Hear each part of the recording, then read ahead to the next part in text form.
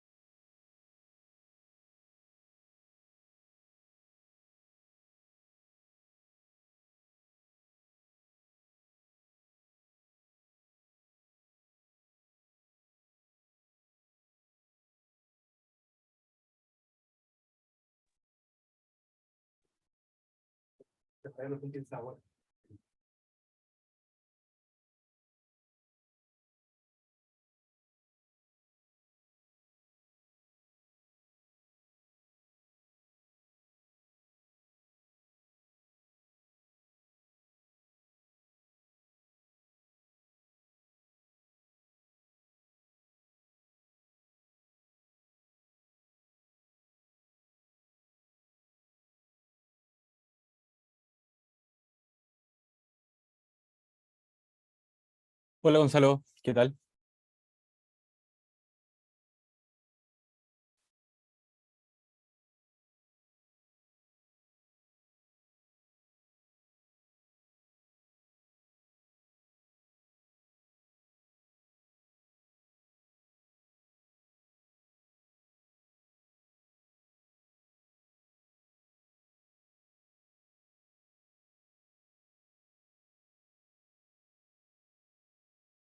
Eh,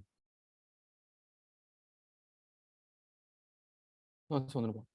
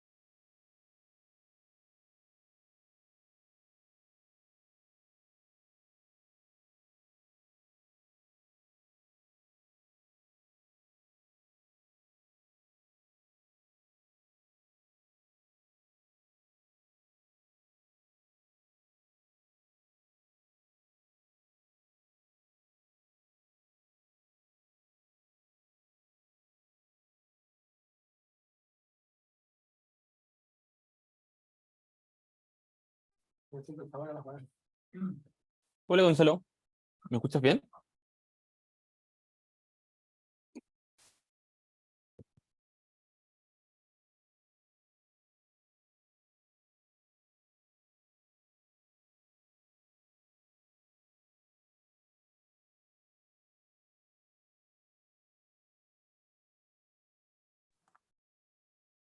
Hola, Hola Gonzalo, ¿qué tal? ¿Me escuchas bien? ¿tú eres Patricio? No, Felipe. Ah, Felipe, ya, sí, supe que Patricio no podía venir, por eso que Ah, perfecto. entró la confusión. Ah, ya, y tú estás como anfitrión. En este caso sí, te voy a dejar también Ya, como co-anfitrión, no sé si vas a presentar un PPT o algo similar. sí, así Ya, es. bacán, ahí te di acceso. Mucho gusto, Patricio. O sea, perdón, Gonzalo. Igualmente, vamos a abrir a ver para que se vea la cuestión.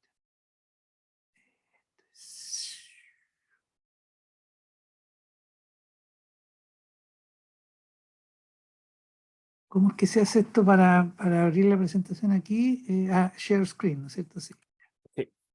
Exacto. Espera un segundo, tengo Sí, que ver una bueno. cuestión.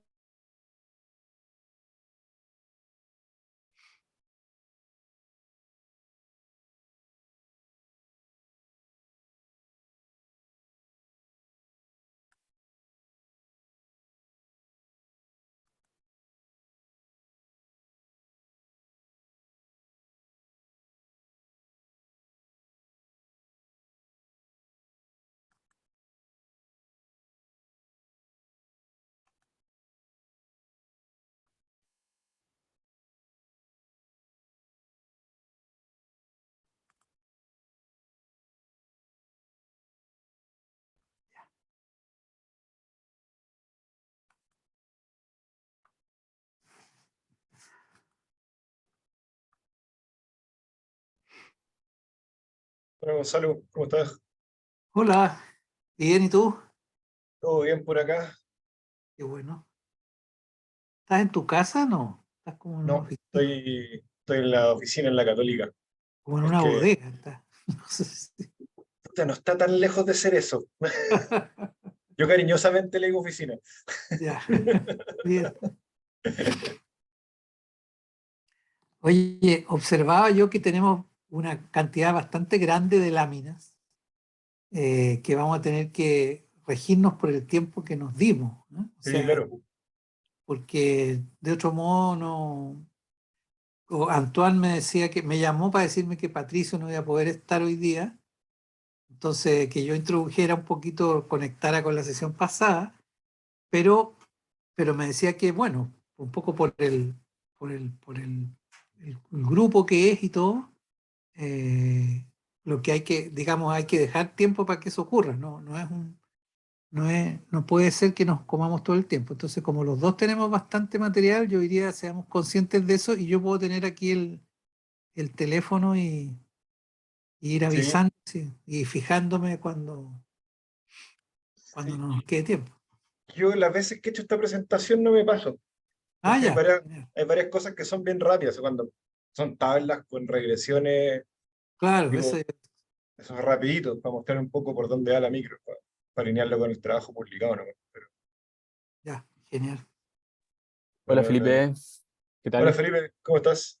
Bien, ¿y tú, tocayo? Todo bien, gracias. Bacán.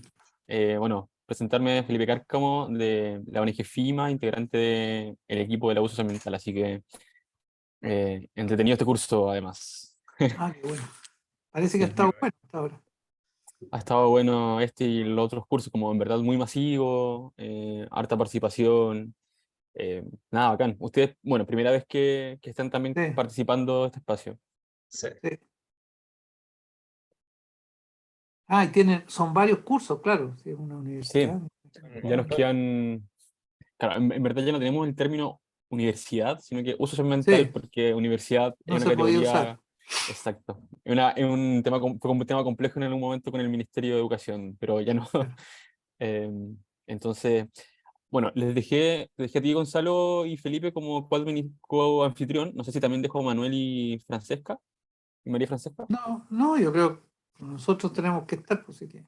Bacán. Claro. Y bueno, lo otro que siempre pregunto antes de que puedan ingresar el resto de los estudiantes es sobre bueno, hacemos una breve presentación de inicio del curso y posteriormente ustedes me pueden decir si las preguntas las prefieren al inicio, entre medio o al final, cuando ustedes terminen. En verdad quedamos a disposición de ustedes sobre eso.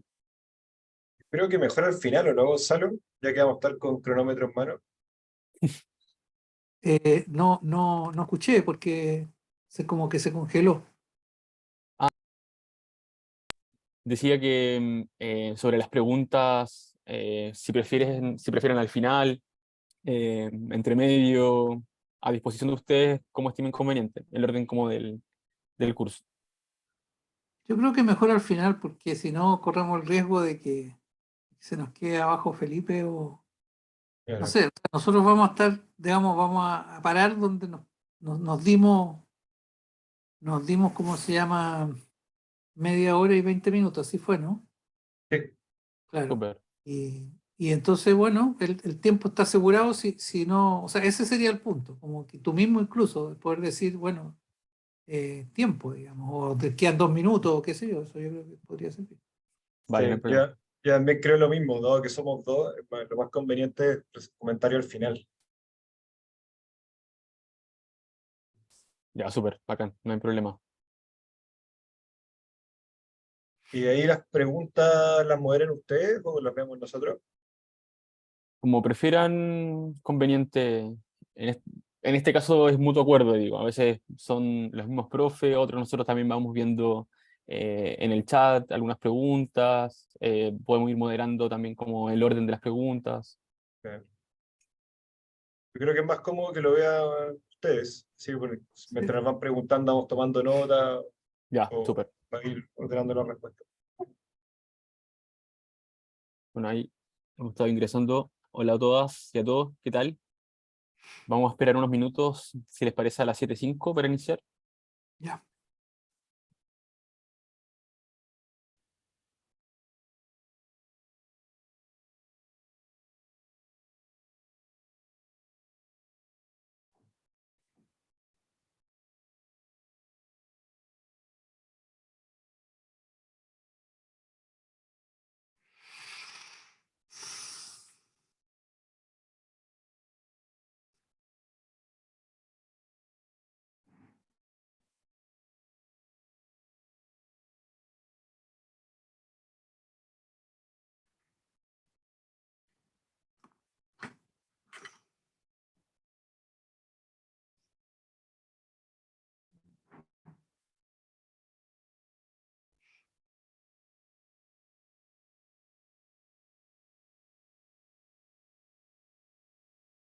Bueno, bienvenidas a todas y a todos. Vamos a esperar unos minutos hasta las 7:05 para comenzar.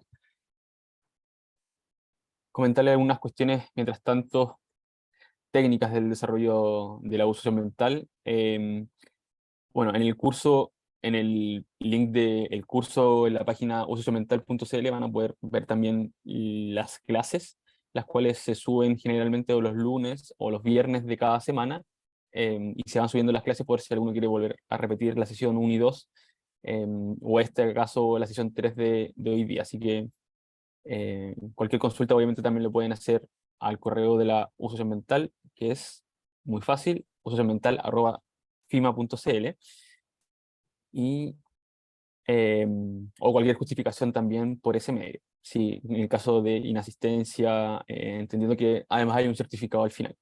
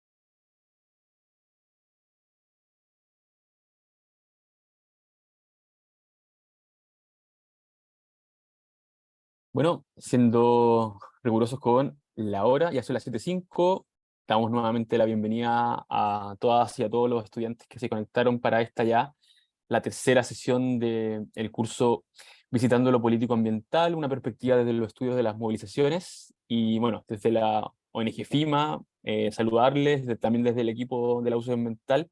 Hoy día para esta sesión nos acompaña el profesor Gonzalo de la Maza, titular e investigador del Centro de Estudios de Desarrollo Regional y Políticas Públicas, CEDER, de la Universidad de Los Lagos. Y también nos acompaña Felipe Irarrázaval, ¿sí? Que es investigador postdoctoral y profesor adjunto del Instituto de Estudios Urbanos y Territoriales de la Pontificia Universidad Católica de Chile. Bienvenidas a todos y a todos. Hoy día justamente en esta tercera sesión Los profesores ahí no van a explicar, pero van a abordar los resultados de la movilización socioterritorial. Así que no quito más tiempo. Profesores, por favor, la sesión es toda suya. Gracias, Felipe. Hola, buenas tardes. Hola a todas, a todos. Hola, Jano. Está mi colega aquí, Jano Retamal. La sesión pasada conversábamos, mirábamos lo que habían hecho y me señalaba Antoine que estuvieron principalmente trabajando sobre la dinámica de las movilizaciones, ¿no? Cómo surgen, cómo se desarrollan los movimientos socioambientales. Y luego al final uno de los participantes hizo una presentación de un caso de la región del Biobío. No sé exactamente cuál era, pero entonces la conexión y al mismo tiempo la diferencia con respecto a la sesión pasada es que nosotros hoy día nos vamos a concentrar en un aspecto que es menos trabajado, que es qué resultados, qué consecuencias tienen los conflictos socioterritoriales, ambientales y más allá de lo ambiental también. Ahí lo vamos a ver, hay conflictos que tienen que ver con autonomía de las regiones, digamos, que tienen que ver un poco más con servicios públicos. Bueno, en toda la cuantificación que mostraron en la sesión pasada, ya estaba presente eso, que hay conflictos, la mayoría son conflictos relacionados con lo ambiental, pero también hay algunos que son territoriales, aunque no necesariamente están ligados a lo ambiental. Entonces, la mayoría de los estudios, aunque eso ha ido cambiando un poco en el último tiempo, se concentran en eso, por qué surgen, cuáles son las motivaciones, cuál es la causa y luego cómo se desarrollan, ¿no? Si surgieron los movimientos, si se organizó y entonces se estudian de pronto las organizaciones que lo llevan adelante, se estudian también los repertorios de acción, pero nosotros estamos concentrados como quien dice, bueno, ¿y de todo esto qué resulta? ¿No? ¿Qué tipo de consecuencias podemos observar? Entonces vamos a dividirnos la sesión con Felipe Irarrázaval. Yo voy a presentar una parte conceptual primero, que trata digamos, de colocar el problema en las consecuencias. Ahí el trabajo que les dimos, que entiendo que iban a subir a la plataforma, que es un trabajo que yo, lista doctoral de Ciencias Sociales, es justamente un desarrollo de eso, ¿no? Entonces, eso me permite a mí, digamos, mencionar las primeras, los elementos, pero no profundizar tanto porque lo pueden ver después en el trabajo. Y después vamos a ver como la aplicación de estos conceptos, de esta manera de abordarlo, en dos casos. En el caso del Mayo Chilote del 2016, la movilización, digamos, lo que se denomina el Mayo Chilote, que se produjo en mayo del 2016, y luego Felipe va a ver una cosa más amplia, que es hasta qué punto las movilizaciones socioambientales han impactado sobre el sistema de evaluación de impacto ambiental y sobre los estudios. O sea, ¿impactan en que los proyectos se realicen o no se realicen? ¿Impactan en modificarlos? ¿Impactan en otros aspectos? ¿No impactan en ninguno? Hay un estudio, el estudio que ha hecho Felipe con otros colegas es muy amplio, tomando una gran cantidad, ya no es un caso, sino que es un área, como quien dice, un dispositivo, que es la evaluación de impacto ambiental. Entonces es muy interesante porque nos permite ver distintos tipos de consecuencias. Lo de Chiloé es básicamente, nosotros decimos, un proceso de acumulación de conflictos que sin embargo tuvo resultados muy limitados. Ese es más o menos, pero es un caso concreto. En cambio acá es un conjunto de casos, un estudio más cuantitativo, etc. Vamos a tomar media hora yo y 20 minutos. No, ¿cómo fue la cosa, Felipe? No, ya no me acuerdo. Así mismo, Sí, media hora tú y 20 y minutos yo. 20 minutos tú, eso, ya perfecto. Entonces voy a poner una presentación que vamos a compartir. Las preguntas las vamos a hacer, las vamos a dejar para el final, una vez que terminemos el conjunto de las dos exposiciones, de manera tal que por el momento pueden, si quieren, ir poniéndolas en el chat, de tal manera que Felipe Cárcamo, que nos está apoyando en esto, pueda irlas recogiendo, ordenando y ahí ver cómo, pero para que no se les olvide y no se queden con lo último nomás, pueden ir desde ya expresándola. Bueno, entonces, las consecuencias de los conflictos pueden ser diversas, ¿eh? Eso es una primera cuestión. nosotros vamos a ver consecuencias políticas. ¿Ah? O sea, pero los conflictos tienen consecuencias sobre los territorios mismos, sobre los proyectos de inversión, sobre los propios participantes que aprenden o se frustran o las dos cosas. Puede tener distintas consecuencias y se puede estudiar de distintas maneras. O sea, consecuencias personales, consecuencias políticas. Nosotros nos vamos a centrar en las consecuencias políticas. Puede tener consecuencias económicas también un conflicto. Entonces, la cuestión es que nosotros decimos, bueno, ¿qué es lo particular o lo interesante y por qué nos metimos en esto? Por lo menos yo, no sé, Felipe quizás no sé si exactamente, pero porque normalmente los conflictos socioambientales y los conflictos territoriales no se supone que tengan consecuencias políticas. O sea, consecuencias políticas tienen los conflictos, ¿no es cierto? Normalmente los conflictos urbanos por cuestiones de grandes conglomerados sociales, pero estos son conflictos que surgen a veces en una comunidad muy aislada por problemas muy específicos. Entonces, la consecuencia puede ser, bueno, se arregló, no se arregló el conflicto, en fin, se cambió, no, se terminó, ¿no? Un proyecto, por ejemplo, cuando se oponen a un proyecto, el proyecto se hizo o no se hizo, pero eso no es una consecuencia política, es una consecuencia productiva o una consecuencia ambiental porque no se contamina o el agua, etcétera. Entonces, es una primera pregunta es, bueno, los conflictos sociales tienen distintas consecuencias, ¿ah? Y pueden tener y estos en particular, no necesariamente lo más local, lo más aislado, lo más rural, no necesariamente lo tienen. Entonces no se considera normalmente así, pero las cosas han ido cambiando, digamos, y actualmente tenemos un escenario, y esa es por eso digo la razón por la que yo me metí, en que uno observa que hay consecuencias, a pesar de que sean conflictos, pensemos, no sé, un conflicto como el de Pascualama, es un conflicto en torno a un proyecto muy importante, pero es un conflicto situado por allá arriba, en Alto del Carmen, ¿no es cierto? No es tan probable, en otro escenario no sería tan probable que algo así llegue a tener una consecuencia política como, por ejemplo, dictar una ley de glaciares, ¿no? En cambio, acá ocurrió así, partió la cosa por ahí y llegó al... Pero, por supuesto, esto no es tan lineal ni tan directo, ¿ah? Entonces, eso es lo que vamos a tratar de presentar en la parte conceptual.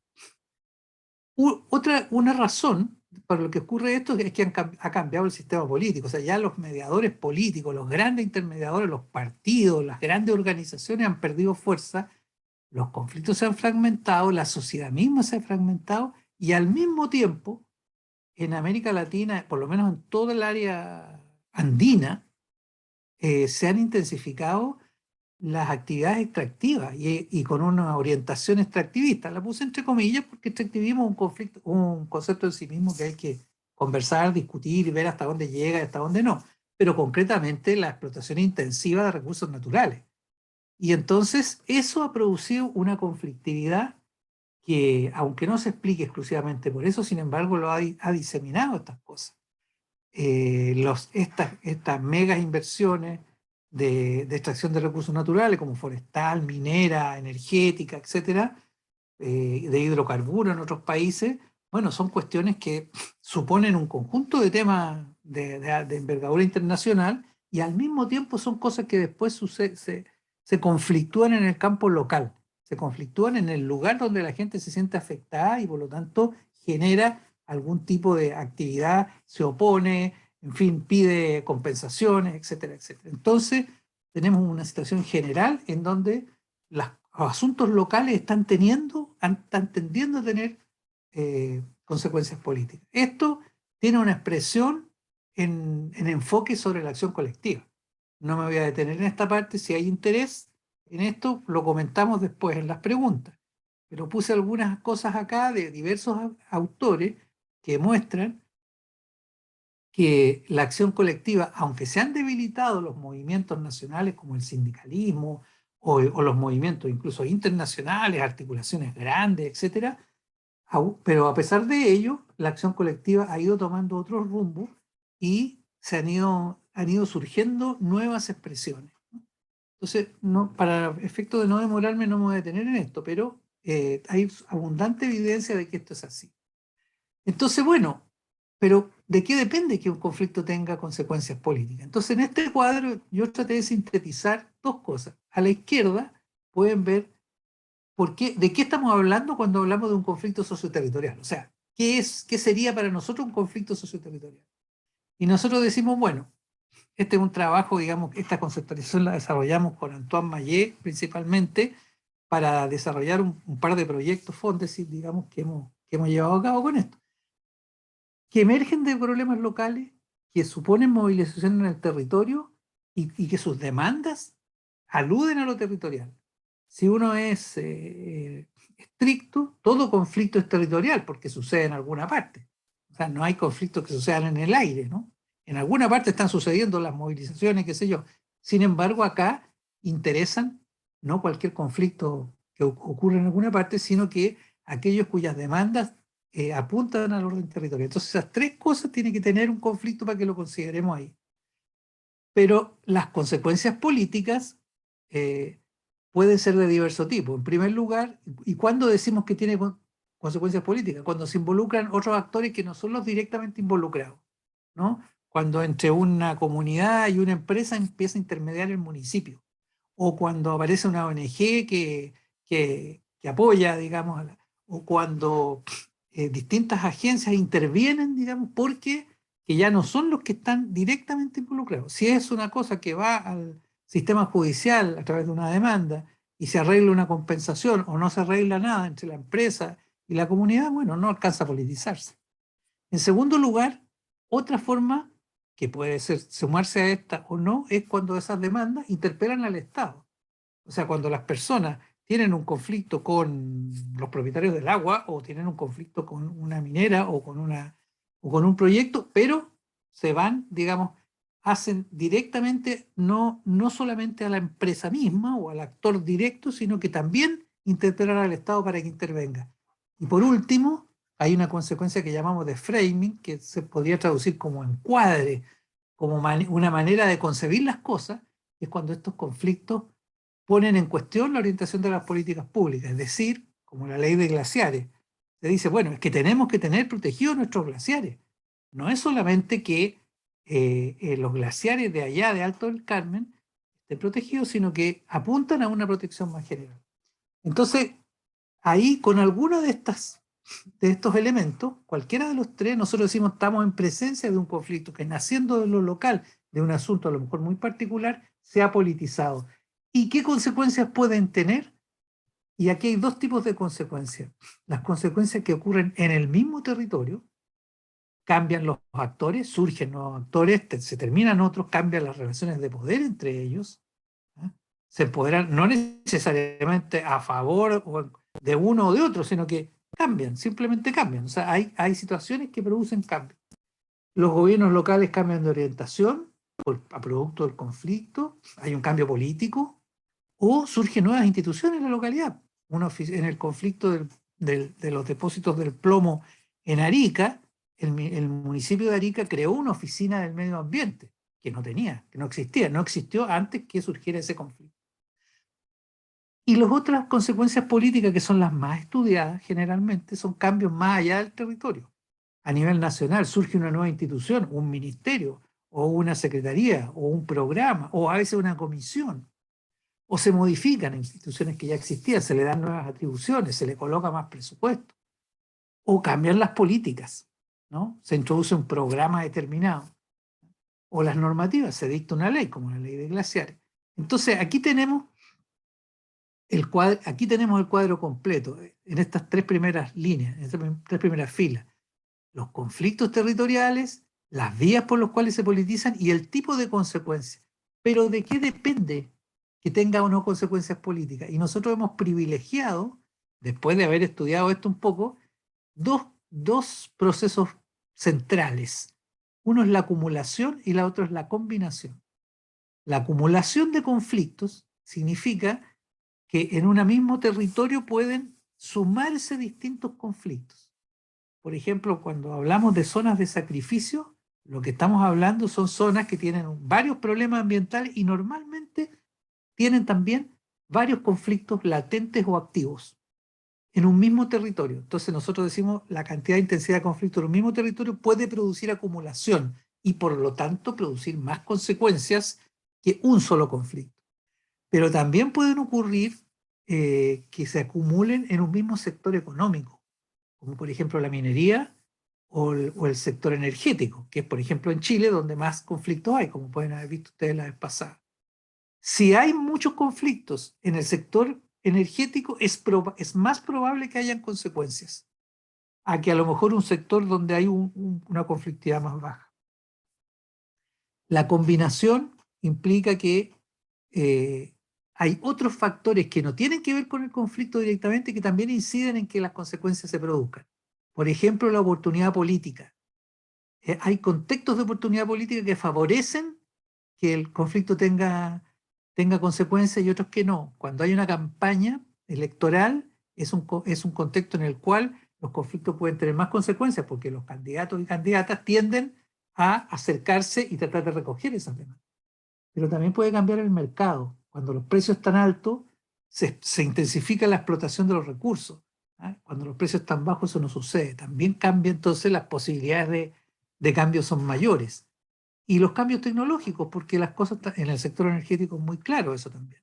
También hace que puedan haber consecuencias distintas. Me voy a apurar un poquito para hacer algunas distinciones y plantearles algunos de los resultados que nosotros tenemos. Primero, esto significa que problema no es lo mismo que conflicto. O sea, que un conflicto es cuando hay una acción contenciosa, una acción, digamos, disruptiva respecto de un problema. Puede haber un problema en largo tiempo que no dé origen a un conflicto con consecuencias políticas. Puede haber conflicto para las personas que están urgidas y están sufriendo, pero no necesariamente eso es un conflicto desde el punto de vista del análisis social. Y segundo, conflicto no es solo conflictividad. O sea, un conflicto pensado así como lo pensamos nosotros es también propuesta, negociación, acuerdos, es latencia, es actividad, es movilización, es recurso jurídico, o sea, es organización, es un conjunto de cosas que se articulan en torno al conflicto. Entonces, a veces se confunde conflicto y protesta. Nosotros a conflicto le damos una idea mucho más amplia. Y al mismo tiempo nosotros decimos, no siempre estos son movimientos sociales. Se usa mucho la palabra movimientos sociales. Yo les voy a dar una definición de qué es lo que nosotros vemos en la definición que le damos a los conflictos, que no necesariamente constituyen un movimiento social, que es algo más articulado, más estable y más focalizado. Y lo último, la última distinción importante es que cuando decimos conflicto decimos algo que tiene mucha diversidad interna. Entonces aquí yo les puse algunas de las motivaciones que los conflictos tienen. O sea, cuando decimos conflicto no significa necesariamente una cosa anti-extractivismo o por defensa del medio ambiente, qué sé yo, que no se use un determinado recurso. Hay muchas cosas. A veces hay conflictos que tienen que ver con disputas de recursos, en fin, ¿no? Entonces, ojo, no es uniforme esto. Los resultados generales, y aquí voy a poner qué concepto usamos nosotros en vez de movimientos sociales. Decimos, bueno, el estudio lo hemos estudiado aquí en Chile y una comparación entre Chile y Perú, junto con otras cosas, con otros colegas que han estudiado, pero nosotros hemos trabajado sobre Chile y Perú. Están surgiendo nuevos actores en nuevos lugares. O sea, nuevo significa respecto de lo que era tradicional en la política chilena, con nuevos temas. Han surgido temas como, por ejemplo, esta demanda que a veces surge de que en un territorio no puede haber actividad extractiva de ningún tipo, por ejemplo. A esta idea de que hay territorios que tienen otro destino, que tienen características que lo hacen que no se puede intervenir. No, y las dinámicas, eso lo vieron la vez pasada, son nuevas, pero también viejas. Hay cosas que eran propias de la movilización de siempre y otras que son nuevas. La acción que desarrollan los conflictos es multiescalar. Esto significa que no solamente sucede en lo local, porque un conflicto, volvemos a Pascualama, un conflicto como Pascualama tiene una dimensión internacional, incluso tiene una dimensión Chile-Argentina, pero además la empresa es una empresa canadiense, creo. Entonces la acción muchas veces ocupa de distintas, y actuar en lo local no es lo mismo que actuar en lo internacional o en lo nacional respecto al gobierno o en lo municipal, tratando que el municipio se involucre. En general no son conflictos que den origen a instituciones, movimientos estructurados, burocracias, sino que son actores muy diversos, de baja institucionalización, lo que predominan son las coordinadoras, etcétera, y aún así esto produce, digamos, consecuencias. Nosotros decimos que más que movimientos sociales en general, se trata de redes asimétricas, o sea, de actores distintos, de distinto peso, de geometría variable, a veces son amplios, a veces se reducen, muy variables, y dinámica cambiante, ¿no? Hay momentos y momentos de los conflictos, por eso hablamos más de coaliciones y menos de movimientos sociales. Entonces, los efectos, las consecuencias pueden ser muy distintas. Dijimos, dentro y fuera del territorio ya lo dijimos, eso es consecuencias a distinta escala, pero también consecuencias en el tiempo. Hay consecuencias inmediatas, lo que yo les voy a presentar de Chiloé es las consecuencias del Mayo Chilote a un año de su ocurrencia, y a lo mejor vamos hoy día y encontramos otras consecuencias a mediano y a largo plazo. Las consecuencias pueden ir en un sentido progresivo o en un sentido regresivo. El conflicto puede terminar en represión y en desarticulación y no surge una cosa nueva, pero también puede haber una orientación progresiva. Los efectos pueden ser directos o indirectos, mediados. Hay gente que dice los movimientos sociales y la acción social colectiva en general casi nunca tiene efectos directos. Normalmente tiene mediadores, parlamentarios, autoridades, partidos políticos o los propios movimientos que ejercen una labor de mediación. Y el tipo de efecto puede ser distributivo, es decir, que los recursos se reparten de otra manera, se obtienen compensaciones o se expropian o se determina un proyecto, o pueden ser procesales. Eso quiere decir nuevas oportunidades de participación. Se crea una mesa de trabajo, en Chile se hace siempre eso, mesa de trabajo en la cual todos los actores están involucrados, y entonces eso da o no lugar a otra cosa. O se hace un plan, una planificación del ordenamiento territorial, que sería un tipo de efecto procesal.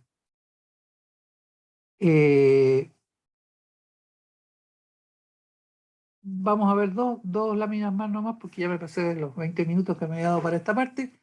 En general, nuestros resultados indican que el sistema político como tal no cambia mucho con esta conflictividad, pero sí las políticas públicas. Y tenemos casos concretos. La consulta previa, incluso la creación del Ministerio de Medio Ambiente en Perú, la ley Lafkenche en Chile, la política energética, o sea, cambios importantes en políticas públicas. También cambian las políticas empresariales, porque sectores de mayor conflictividad han dado lugar en algunos casos a estrategias empresariales distintas. No las hemos estudiado esas, pero se perciben.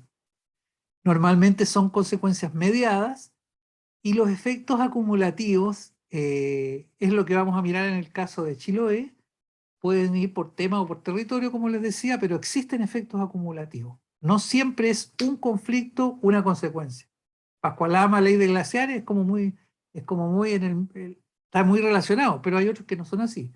Producto de una multiplicidad de cosas, sucede algo después. Y los impactos, ya dijimos, pueden ser procesales o sustantivos, que llamamos redistributivos, y el impacto depende, dice Moisés Arce, analista peruano, de la calidad de las instituciones, ¿no? Eso tiene como otra deriva. Y segundo, en los actores del territorio, que es esta parte, como digo yo, que se estudia menos, lo que vemos es que las coaliciones locales son muy diversas, la institucionalización es muy baja, por lo tanto tiende a haber más consecuencias en el territorio, sobre todo en países más descentralizados, como el caso de Perú. En Chile el problema es que como las capacidades de acción en el nivel local son muy bajas y los recursos disponibles y autónomos son muy bajos, entonces tienden los conflictos a ir más bien a procesarse en el ámbito nacional.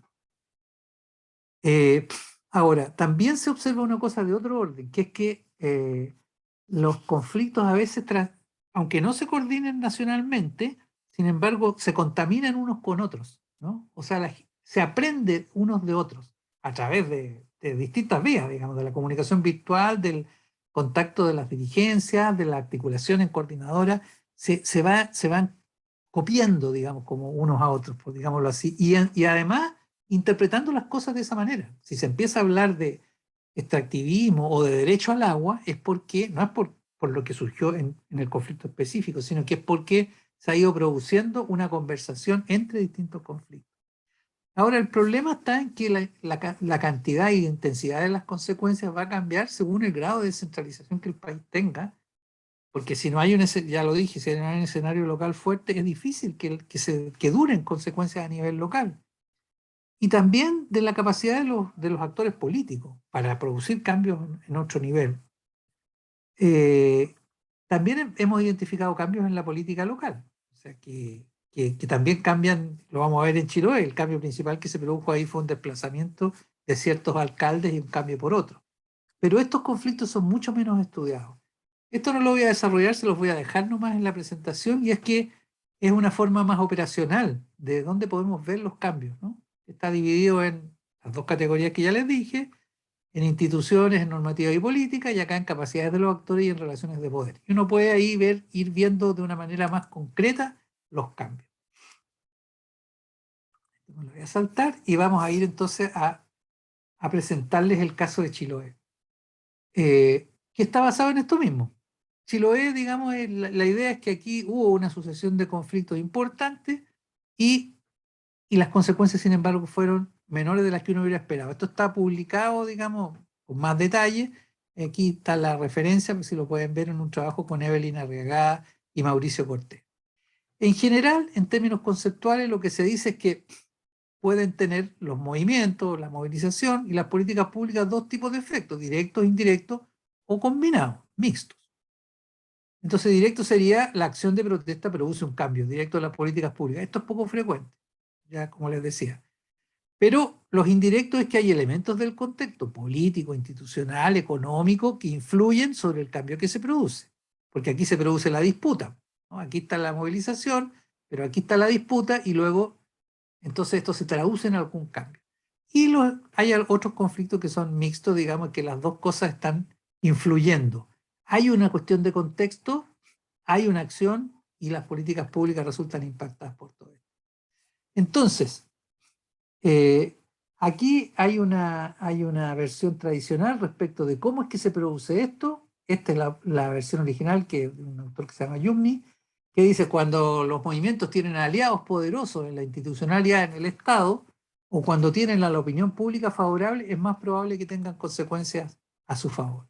Nosotros decimos, eso puede ser, pero enriquecemos con una hipótesis distinta o complementaria que dice que eso depende, sin embargo, esto es importante, pero depende, sin embargo, de la fase en que esté el ciclo económico en el sector respectivo. En el caso de Chiloé, el tema de la salmonicultura.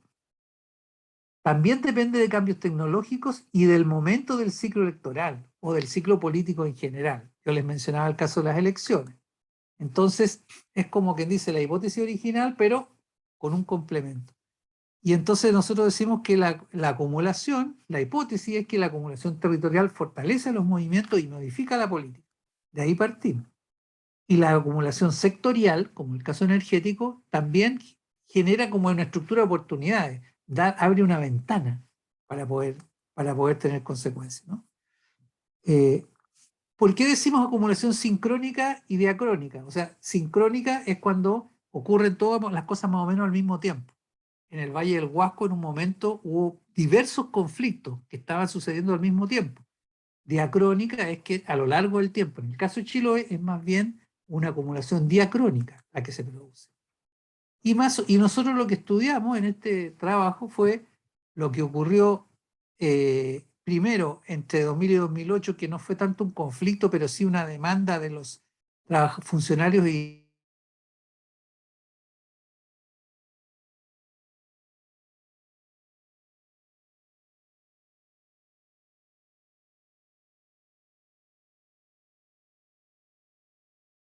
No sé si soy solo yo o Gonzalo se quedó pegado. No, es trabajadores Gonzalo. de la salud por auto. ¿Se había perdido un poco? Sí, Sí, se quedó un poco pegado. sí, Ok. los últimos 10 segundos fueron de... Me Te dice, te me quedaste dice, pegado. sí. Aquí más o menos es como, digamos, digámoslo así, esto es la sucesión de conflictos. La pregunta es entonces, ¿se produjo acumulación? A simple vista pareciera que sí, porque uno dice, y posiblemente sí. Hubo un movimiento importante de los funcionarios de la salud, hubo un movimiento producto del conflicto por la no construcción del puente Chacao, que dio origen al Plan Chiloé, tuvo una consecuencia grande. Después hubo una crisis por el virus ISA de los salmoneros que no tuvo muchas consecuencias de conflicto en la isla, a pesar de que fue una crisis muy fuerte. El movimiento por la salud digna que fue en Quellón fue un movimiento corto, pero con una consecuencia muy clara, incorporación de todos los actores, construcción del hospital, etcétera, acuerdo. Y finalmente el Mayo Chilote, que fue una movilización de muchos actores simultáneamente, de muchos conflictos a propósito de una crisis ambiental. Entonces uno dice, bueno, claro, aquí se acumularon todas estas cosas que venían pasando y teníamos cierta evidencia de que eso era así. Entonces la pregunta es, ¿y de qué depende que tenga consecuencias? Porque nuestra investigación nos mostró que no tenía muchas consecuencias, no tuvo muchas consecuencias políticas reales para la envergadura. Fueron 20 días de bloqueo de la isla, de movilización de todos los actores, etc. Entonces apliquémosle el marco que tenemos, digamos, cómo se da en el caso de Chiloé. Entonces decimos, bueno, una cosa que decía Yugni es que si tenía aliados poderosos. Tenía aliados poderosos, pero en el gobierno, en ese momento gobernaba la nueva mayoría y sobre todo el Partido Comunista tenía bastante vínculo con el movimiento. Sin embargo, cómo operó ese aliado, en realidad, y el partido, y los parlamentarios habían parlamentarios socialistas, o sea, tenían mediadores, pero esos mediadores operaron más como en función de su interés en el gobierno nacional que en función de ser mediadores del movimiento. O sea, el aliado poderoso le jugó en contra, en cierto modo, porque les jugó digamos, facilitar las soluciones, más que facilitar la solución que fue entregar un subsidio focalizado a los pescadores artesanales y desactivar el conflicto, pero no resolverlo. Entonces se nos modifica un poco la visión, digamos, la hipótesis del aliado poderoso. Pero por otro lado, nosotros dijimos, bueno, ¿pero qué importa si las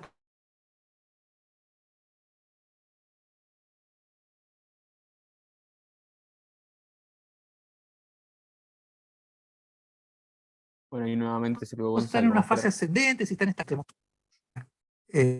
ahí sí se escuchó, ¿no? Es Ahora que sí. la conexión no es demasiado estable. Bueno, pero está ahí. O sea, es que en la salmonicultura estaba produciendo problemas, los produjo en el 2009 y los volvió a producir en el 2016 y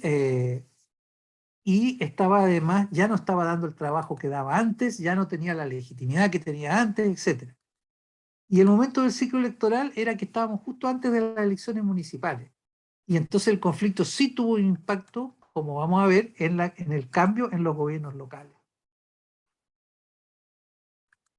Entonces el punto es, ¿se generan condiciones de acumulación para que el efecto y la consecuencia sea mayor? Y nosotros decimos, en este sentido, este es un conflicto fallido desde ese punto de vista. Y con esto ya voy terminando porque ya llevo 2 minutos pasados.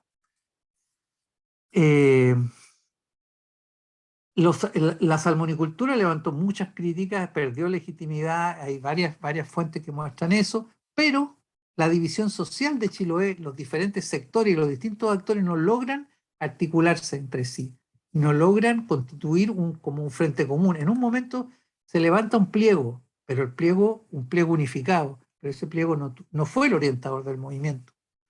La coalición gobernante juega en contra, como les decía yo. Eran aliados, pero aliados que en realidad se imponen sobre los locales más que ser un elemento de mediación, que era lo que uno hubiera esperado, o incluso ser un defensor de los locales frente a iniciativas represivas o de ese tipo. Entonces se quedaron sin una llegada efectiva hacia la política pública. La acumulación no nos dio, digamos, como para aprovechar la oportunidad política. Entonces, a pesar de que fue una movilización muy importante y muy fuerte y muy significativa, pero no logró constituir una demanda bien estructurada, no logró una concertación. De hecho, los actores estaban muy divididos. Nosotros al año que fuimos, era prácticamente cada reunión unos hablaban mal de los otros. Al parecer la escala provincial fue una escala difícil de articular, así como habían habido conflictos locales importantes, que yo ni en otros lados. Sin embargo, cuando había que articular el conjunto de la isla, eso no era posible. Y por lo tanto, se impuso el nivel central y dejó, digamos, a la gente, en ese momento que nosotros hicimos el estudio, había mucha desazón y mucha frustración con todo esto. Pero lo que sí hubo fue voto castigo en las elecciones municipales, no para apoyar a los candidatos de la movilización, pero sí para cambiar a los alcaldes.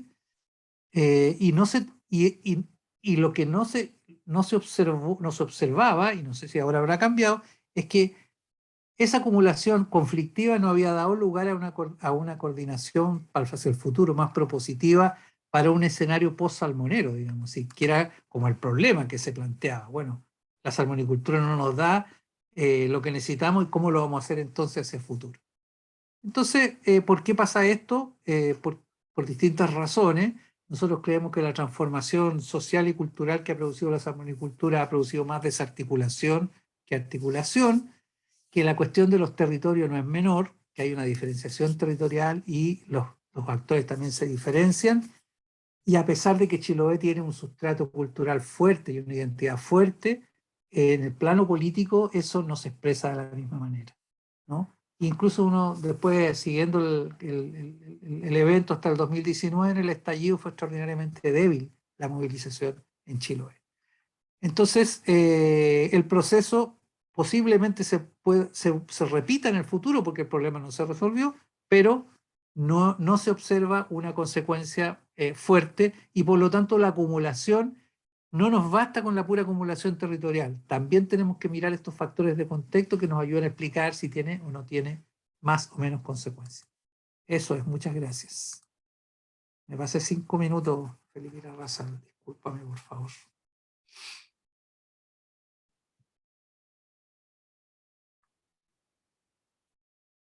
Disculpo, Gonzalo. ¿Se ve la presentación en modo completo? Sí. Ya, yo voy a hacer un spin-off de la serie que presentó Gonzalo. Voy a tratar de enganchar con con la mayor cantidad de aspectos que pueda. Pero lo que voy a presentar a continuación es un poco la incidencia que tiene la conflictividad específicamente a nivel de proyectos de evaluación ambiental y cómo esto va generando un efecto agregado en el servicio, en el proceso de evaluación ambiental en general y también en la construcción de una ley de evaluación ambiental. Dentro del universo de protestas ambientales que han ido siguiendo, o socioterritoriales, porque la definición que da Gonzalo es más precisa para lo que es la realización de megaproyectos en los territorios, en los cuales las comunidades locales no siempre, pero frecuentemente protestan, se oponen. En muchas veces esa movilización tiene que ver con aspectos de desarrollo de proyectos.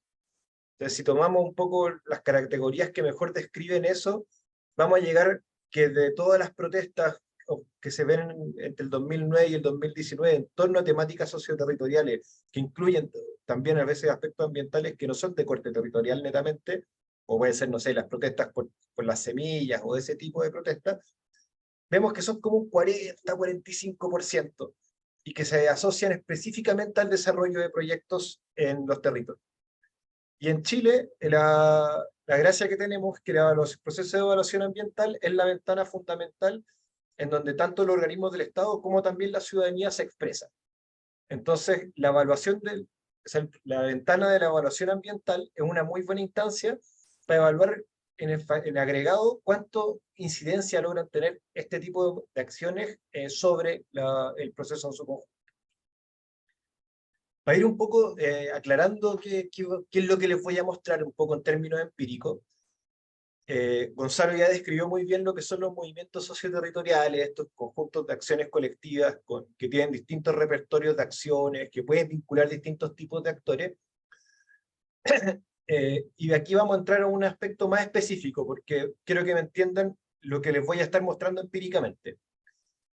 Como mencionó Gonzalo, los movimientos sociales tienen distintos tipos de acciones y agendas. Y las acciones de los movimientos son diversas. A veces hay movimientos que priorizan tener acciones judiciales, hay movimientos que priorizan tener campañas comunicacionales, hay movimientos que priorizan tener acciones disruptivas en el espacio público, de socialización, de mostrar panfletos, otros que prefieren cortar calles, hacer barricadas, enfrentarse con la policía.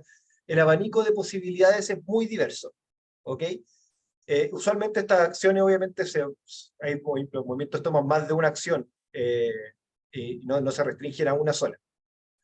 Y aquí voy a tomar un aspecto más específico, porque en realidad lo que voy a estar mostrando empíricamente es presencia de protesta social. Y cuando emerge la protesta en los procesos de evaluación ambiental, y esto es importante entenderlo, es cuando se concibe que el proceso institucional como tal no da cabida a las demandas ciudadanas y tampoco se percibe como legítimo en su conjunto. Entonces, producto de que yo no creo en la instancia, o no creo que la instancia institucional por sí sola de resolución a mis demandas, yo busco mecanismos extrainstitucionales, como es la protesta social, que es desarrollar acciones disruptivas en el espacio público, en este caso, según la base de datos que vamos a ver, que por más de 5 personas que sean registradas en un medio de prensa. Entonces, y en ese aspecto específico, lo que voy a mostrar yo es cuando hay presencia de protesta, como un proxy, como se dice metodológicamente, o una alternativa para identificar que hay una movilización atrás. Si hay una protesta, es evidente que hay una movilización atrás, hay una acción colectiva. Esta acción, obviamente, esto puede ser más específico y la movilización puede ser mucho más compleja con campañas mediáticas, no sé, Hidroaicén, por ejemplo, que tenía campañas de comunicación muy fuertes o vínculos con otros actores, coaliciones muy, muy complejas. Pero aquí vamos a ver solamente proyectos que efectivamente tuvieron protesta. Y como mencionaba, lo que nos va planteando la literatura es que en general los estudios de impacto ambiental o evaluación ambiental establece siempre algún grado de participación ciudadana. Entonces, esta relación entre protesta, entre acción no institucional, con este proceso institucional, que es la evaluación ambiental, que está reglada, que tiene ley, que tiene reglamento, que tiene instructivos, que tiene pautas, súper institucionalizada, y que los funcionarios públicos deben seguir administrativamente, se concibe la instancia, en general la literatura concibe la evaluación ambiental y la participación ciudadana más específicamente como un talking point, que lo llaman como el momento en que los movimientos sociales se anclan en los puertos institucionales. O sea, el talking point se refiere a un recalar de un puerto de una nave. Y que se anclan en espacios institucionales, los que no necesariamente perciben como legítimos ni eficaces para representar sus intereses, pero igual son la instancia en que tienen que jugar y lo reconocen de ese modo. Entonces, para entender un poco esta relación, hay que entender que hay una suerte de relación no dicotómica entre participación en instancias institucionales y acciones fuera del sistema institucional, como es la presencia de protesta. Usualmente, cuando hay protesta, es cuando se percibe que hay menor legitimidad en el sistema institucional, por lo cual hay que tener acciones fuera de esta instancia. Pensando en el caso chileno, ¿por qué se puede coincidir que el proceso de evaluación ambiental, siendo que tiene una instancia de evaluación ambiental de participación ciudadana reglada y que los titulares de los proyectos deben responder en las observaciones ciudadanas, pese a tener esa instancia regulada y bien reconocida internacionalmente, se reconoce como ilegítimo? La literatura te da 3 pistas fundamentalmente. En primer lugar, un problema importante que tiene la evaluación ambiental en Chile es que la decisión final pasa por actores que son políticos designados, tanto fundamentalmente desde el gobierno central y regularmente en sus expresiones regionales, como los CEREMI. Entonces la decisión final de los estudios de impacto ambiental pasa por los comités de evaluación, que son fundamentalmente autoridades políticas designadas, y por ende su opinión política puede primar por sobre los informes técnicos que saque el Servicio de Evaluación Ambiental, los informes de calificación y evaluación. Entonces, hay poca legitimidad del proceso técnico como tal. En segundo lugar, el proceso de participación ciudadana se ve como muy específico, y aquí hay que entender que en general el propósito de la evaluación ciudadana, de la participación ciudadana en la evaluación ambiental, es que se levanten aspectos que no fueron problemáticos para el territorio, que no fueron visualizados por el Servicio de Evaluación Ambiental como tal, o los otros organismos estatales con competencia ambiental. Esas son las OAECAS, organismos de administración del Estado con competencia ambiental. Entonces, si hay cosas que pasaron bajo el radar del Estado fundamentalmente, la idea es que la participación ciudadana las levante, y de ese modo que el proyecto se tenga que hacer cargo de eso. No se busca que haya un codiseño de los proyectos, ni que las comunidades tengan una influencia mayor sobre la trayectoria que pasa en su territorio. Por lo mismo, se ve como muy estrecha, muy corta esta participación ciudadana. Y también, evidentemente, hay un tema de la asimetría de los tiempos de participación, en que las comunidades tienen, la población y la ciudadanía tiene una ventana muy estrecha de 30 o 40 días para realizar observaciones, mientras que los titulares del proyecto tienen el proyecto evidentemente por mucho más tiempo, y pueden suspenderlo, ajustarlo a otro ciclo de inversión, etc. Entonces también hay una asimetría en ese proceso. Entonces lo que voy a mostrar a continuación es este artículo que publicamos con varios colegas de COES, que es una evaluación cuantitativa de los efectos que tiene la protesta social, con esta actividad no institucional propia de los movimientos socioterritoriales, en el contexto de realización de proyectos territorios, sobre la evaluación ambiental en su conjunto. Entonces, finalmente nos hicimos dos preguntas. En primer lugar, si la presencia de eventos de protesta logra paralizar los proyectos o no. Es decir, si hay protesta, ¿esto incide en que hay una calificación que se rechacen los proyectos o no? Y en segundo lugar, ¿cuánto esto incide en la demora en la calificación? Que es algo que si uno lee prensa económica en Chile es muy recurrente. Ahora le están diciendo continuamente en la discusión de reforma tributaria que el gobierno se tiene que hacer cargo de la permisología, que los proyectos se demoran mucho, etc. Bueno, efectivamente hay una discusión cuánto incide la conflictividad en esto. Entonces lo que hicimos es ver eso en una base de datos estadística y estudiarlo mediante una regresión lineal. Después de todo la muy elocuente y muy rica y compleja presentación que hizo Gonzalo, yo voy a presentar tablas, números y gráficos. Nada menos sexy, pero una manera de aproximarse al problema también. Entonces lo que hicimos fue juntar los estudios de impacto ambiental que fueron admitidos, que fueron efectivamente evaluados, y lo cruzamos con la base de datos de protestas de COES, que viene efectivamente protestas identificadas en los medios de prensa nacional y regional, y eso lo metimos a un análisis siguiendo estas dos corrientes de literatura, de regresión lineal múltiple y logística, dependiendo del caso, para ver qué encontramos. A grosso modo, y partiendo para que veamos cuánta conflictividad hay, lo que encontramos es que un 25% de los estudios de impacto ambiental presentados en Chile tienen al menos un evento de protesta asociado. Entonces, esto es más de lo que registran otras bases de datos, como la del Instituto Nacional de Derechos Humanos o la del Environmental Justice Atlas. Y yo creo que en general es un número alto. Cuando hemos conversado con la gente del CEA, no esperan encontrar tanta conflictividad en los proyectos. Y esto se mantiene continuo en energía, en minería, el porcentaje es igual, y cuando metemos todos los otros proyectos al mismo saco, que un poco hay que juntarlos para que estadísticamente el modelo funcione mejor. Vamos rápidamente a algunos números para ir haciendo algunas lecturas de lo que va pasando. Como ven acá, los que ven modelos estadísticos, hay relación estadísticamente significativa entre la presencia de eventos de protesta y la demora en calificación, y el modelo que mejor rinde es cuando se controla por sector productivo y tamaño de la inversión. Cuando tenemos eso, y dado que esto es una regresión lineal, podemos decir que la presencia de un evento de protesta implica al menos 153 días más de evaluación ambiental que cuando no hay presencia de eventos de protesta. Y ese evento, como se ve en la gráfica de la derecha, se suele sentir más, esa demora se siente de mayor medida cuando los proyectos son de menor tamaño.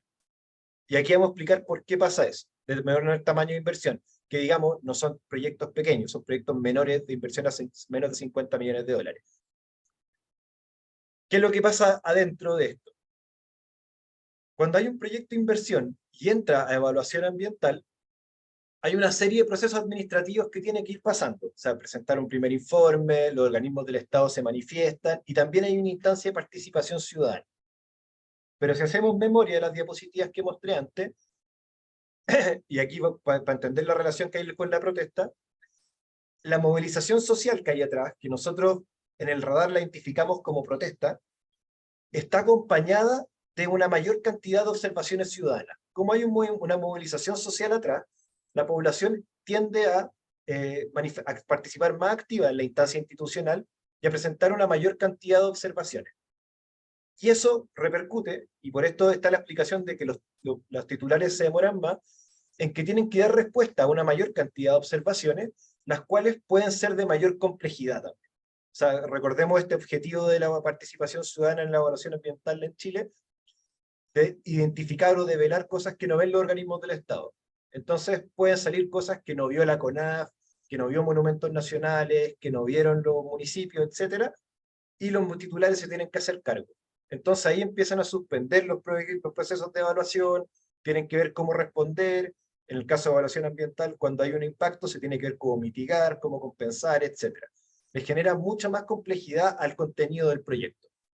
Y entonces aquí, un poco haciendo eco de lo que dijo la directora actual del CEA en una entrevista, Valentina Durán, es que también hay un tema cuando los proyectos no son de buena calidad.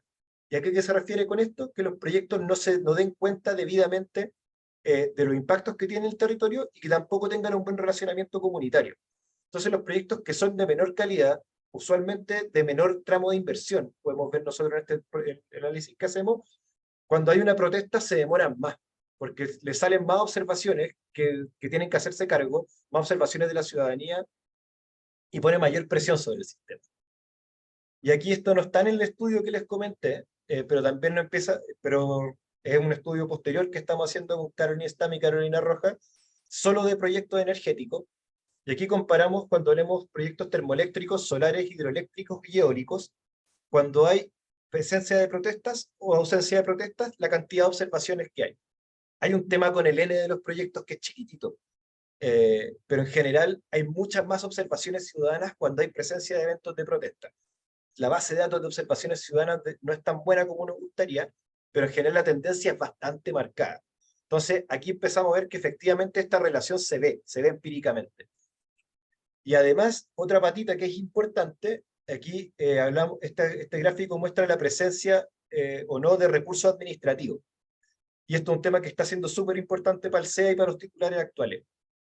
Cuando hay, sobre todo cuando hay estudios de impacto ambiental y hay eventos de protesta, es muy probable que haya un recurso administrativo posterior a la resolución de evaluación, de calificación ambiental.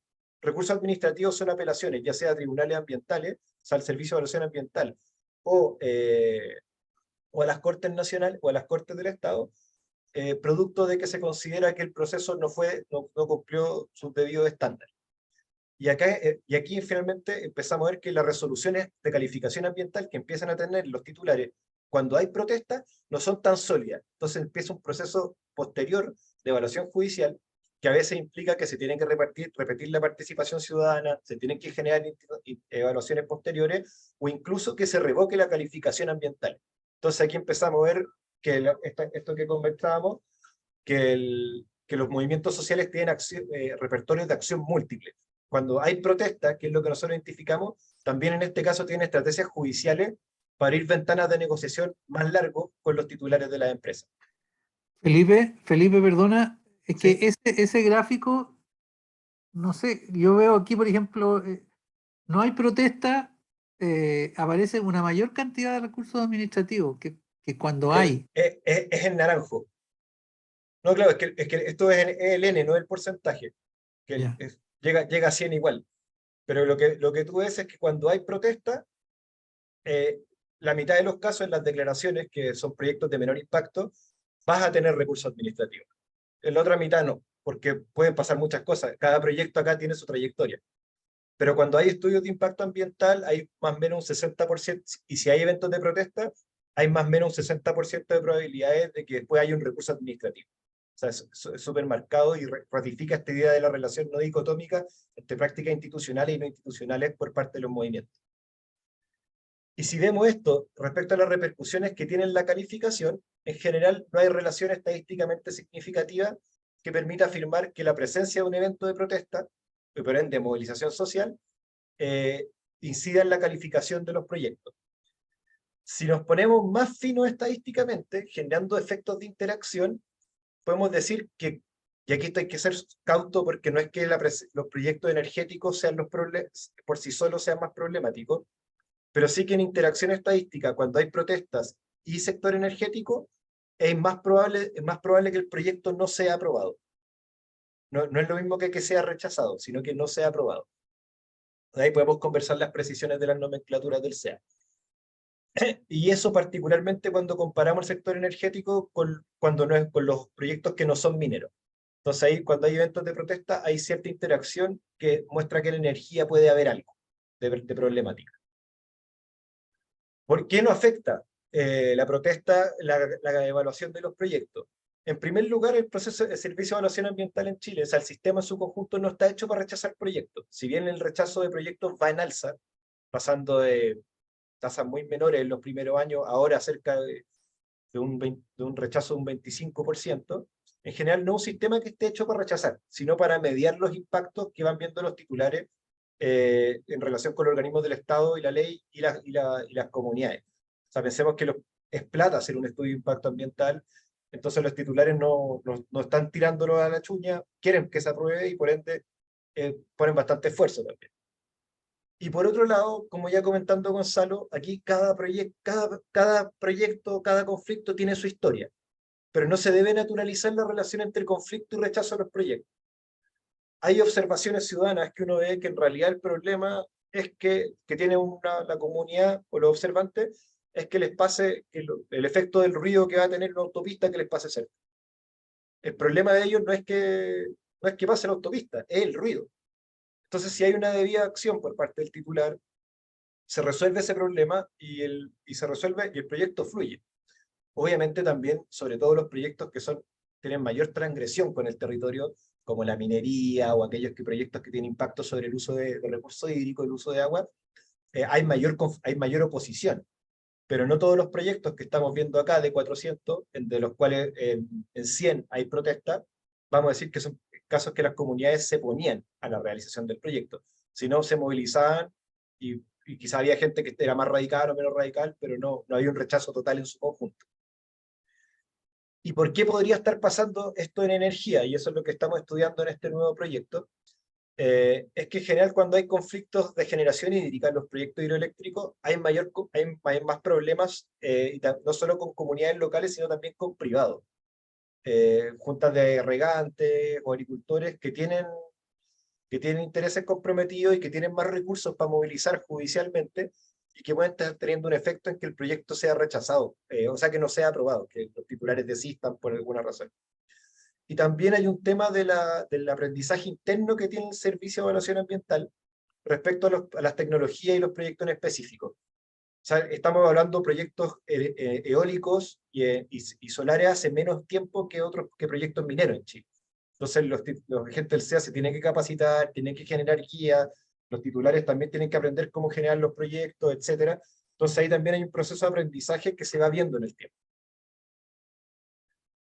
Y para esto, para ir cerrando, para entrar un poco también en conversación con lo que iba planteando Gonzalo, esto también, el efecto agregado tiene más repercusiones más allá de la calificación o rechazo de los proyectos.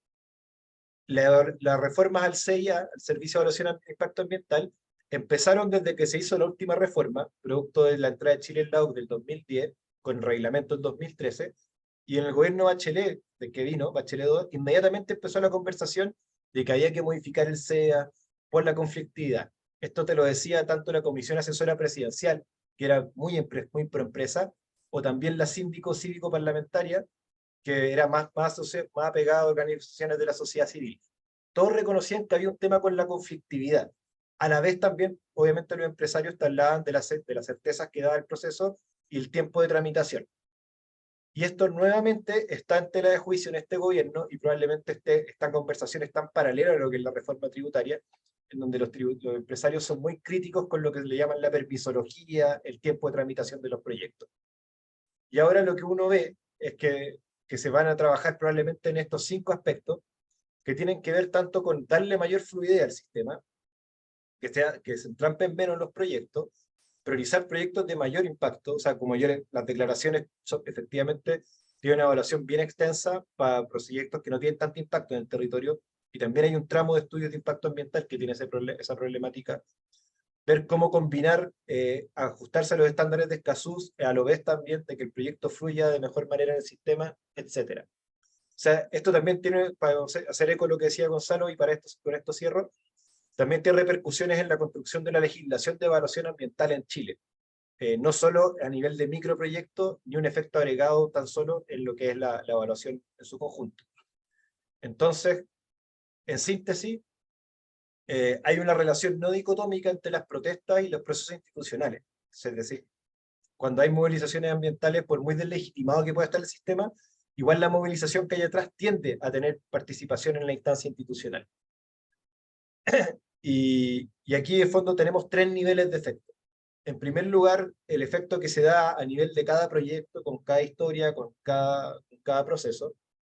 En segundo nivel, un segundo nivel que tiene que ver con el efecto agregado, que tiene que ver con cómo las movilizaciones en su conjunto hacen que los procesos de evaluación sean más largos y la tramitación de los proyectos también, y como les comentaba con el caso de los recursos administrativos, también que genere que las calificaciones ambientales sean menos sólidas y menos estables en el tiempo, quitándole certeza efectivamente a los titulares y a los empresarios.